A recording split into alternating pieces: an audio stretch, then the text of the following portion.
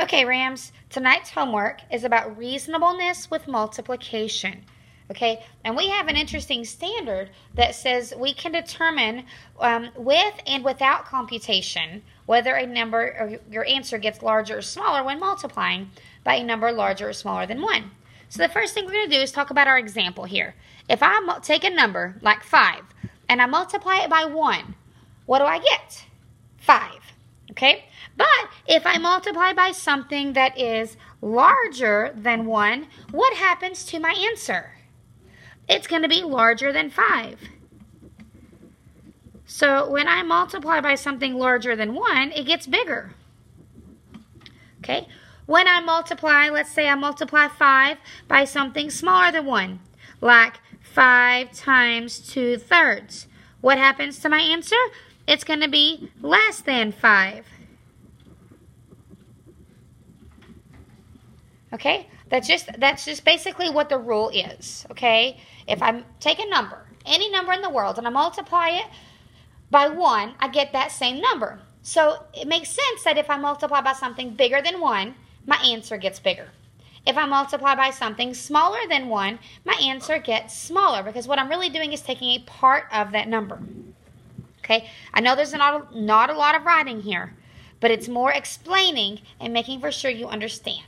Okay, so this one says 2.5 times 1/3. Okay, so when I multiply 2.5 by a number less than 1, so this 1/3 is less than 1, your answer is going to be smaller than 2.5. So if I think about my number line, okay, here's 2.5, okay, and here is 1/3. My answer is somewhere less than 2.5. Okay, now this one, if I turn these two numbers around and I say, okay, I take 1/3 and I'm multiplying it by 2.5. Okay, so I multiply 1/3 by a number greater than 1 whole. 2.5 is greater than 1 whole. My answer is greater than 1/3. It's getting bigger. So my answer somewhere will be greater than 1/3, but less than 2.5. So if one number is less than 1 whole and one number is greater than 1 whole, that means my answer will be somewhere between those two. Kind of interesting. We're going to be practicing this a lot throughout the unit. Okay, this one. Okay, this is 2/5 and 5/9. Both of these numbers are less than 1 whole. So the rule is when you multiply two numbers less than 1 whole, your answer is less than both of them. Now, a lot of times the way it's worded on a test, it would choose the smaller one, which right here is 2/5, and the answer would say your answer is less than 2/5. But as long as you know that's the smallest one, well then of course it's less than 5/9 also. Okay, your answer is less than both when two numbers are less than 1. Okay, now two numbers greater than 1. So two numbers greater than 1, your answer is bigger than both of them. So what's the biggest one here? 5 7/8. So I know my answer is bigger than 5 7/8. Okay, because, sorry y'all. There we go. If I multiplied 5 7/8 times 1, my answer would be 5 7/8. But since I multiplied it by something a little bit bigger than 1, my answer will be a little bit bigger than 5 7/8. Maybe 6 and something. Okay?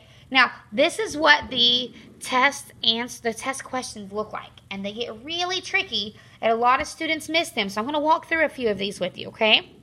Which statement is true here?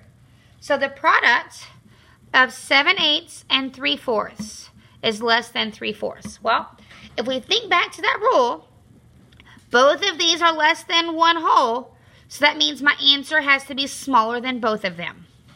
Well, this is the smallest, so my answer is smaller than that. That looks like it's true, but let's double check the rest, because sometimes these are tricky. Okay, the product of 1 2/3 and 8/9. Okay, that means 1 is greater than 1 whole and 1 is less than 1 whole. And this says your answer is less than the smaller one. Well, no, because that was this one up here. When one number is greater than 1 whole and one number is less than 1 whole, your answer is between them. So that would mean my answer should be between those on a number line. So that can't be true. Okay, the product of 5/3 and 2/7 is less than 2/7. Well, that doesn't sound bad. It sounds like they would get smaller. But be careful. This is improper. That means it's greater than 1 whole. So if I have one number greater than 1 whole and one number less than 1 whole, my answer is going to be between them. So my answer should be greater than 2/7, but less than 5/3. So that's not true. The product of 4/5 and 6/7 is greater than 4/5. Wait. That's not right. They're both less than 1 whole. So my answer is going to be less than the smallest one because I'm taking a part of a part. So it's like saying I have a part of something, like a part of a pizza, and I'm going to give you a part of that. I'm giving you an even smaller amount than I had. So it gets smaller. So the answer was A. But you see how these get kind of tricky? It takes some reading. And even though there are not a lot of problems, we're going to flip the page here. I believe page 20 only has maybe 4 problems. Yep. We're going to go through a little bit of it here and kind of help you understand it a little bit, okay?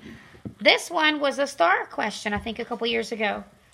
If 45 is multiplied by m, now, m is just a number. It can be any number we want it to be, okay? But which value of m could give a product less than 45? What that means is what number could I multiply by 45 so that my answer gets smaller?